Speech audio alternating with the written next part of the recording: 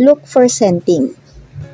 Ang ability ng mga pusa na makipag-communicate sa mga kapwa nila pusa kahit sa malalayong distansya ay isang advantage para sa kanilang mga wild ancestors. Ang ating mga pet cats ay na-retain ang kanilang behavior na ito. Ginagamit nila ang scent para ma-identify ng kanilang family at group members ang kanilang presence at territory. Mayroon silang scent glands sa iba't ibang parte ng kanilang katawan at nilarab nila ito sa mga objects at tao na tinuturing nilang parte ng kanilang grupo. Kaya kung pati sa'yo ay ganito sila, ibig sabihin lang nun ay komportable sila sa'yo at parte ka ng kanilang pamilya at territory. Isa itong magandang compliment mula sa iyong pusa dahil ina-identify ka niya bilang isang kaibigan. Watch how they greet you. Isa sa mga obvious signs na mahal ka ng iyong pusa ay sa pamamagitan ng paraan niya ng pagbati sa iyo.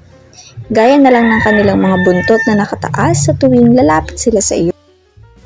Ang pag-roll din nila sa harap mo at pag-expose nila ng kanilang vulnerable area ay isa ding gesture nila na nagpapakita na sila ay nagtitiwala sa iyo.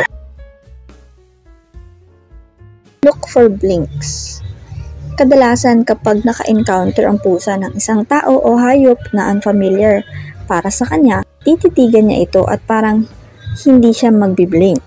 Para sa mga tao at hayop na gusto nila, ang slow blink ay isang sign na mayroon kayong good relationship. Pwede mo din siyang gantihan ng slow blink para maiparating mo na gusto mo din siya.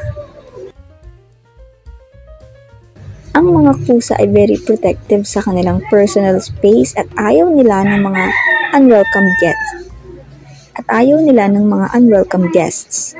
Kaya kapag hinayaan ng pusa mo na makalapit ka sa kanya, isa itong good sign. Kahit ang pag-upo at pag-curl nila sa lap mo ay nagpapakita ng warm relationship ninyong dalawa. Yun lang po muna para sa video na ito. Don't forget to like, share, and subscribe para updated ka sa mga bagong upload na videos tungkol sa mga mahal nating alagang pusa. See you po on the next videos.